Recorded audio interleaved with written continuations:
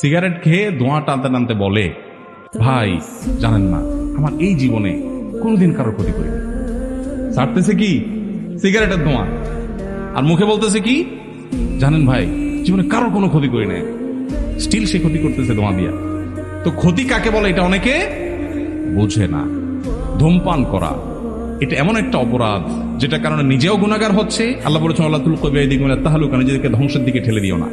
যত ক্যান্সার হয়, ঘরে ঘরে এখন বাংলাদেশে ক্যান্সার, এই ক্যান্সারের সবচেয়ে বেশি বড় কারণ হলো এই ধূমপান। এখান থেকে ক্যান্সার, তামাক থেকে ক্যান্সার সবচাইতে বেশি হয়।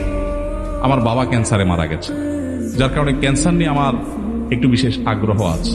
আমি একটু পড়াশোনা করছি, বিভিন্ন ডাক্তারদের কাছে সহযোগিতা চেয়েছি। আমার লক্ষ্য আছে যে দেশে মানুষকে ওয়াজ মাহফিলের ফিল্ডে বা মিডিয়াতে বিভিন্নভাবে স্বাস্থ্য সম্পর্কে সচেতন করা। ঘরে ঘরে আমরা ক্যান্সার হওয়ার মতো কাজ করে বসছি, এর ভিতরে ধূমপান সবচেয়ে বড়।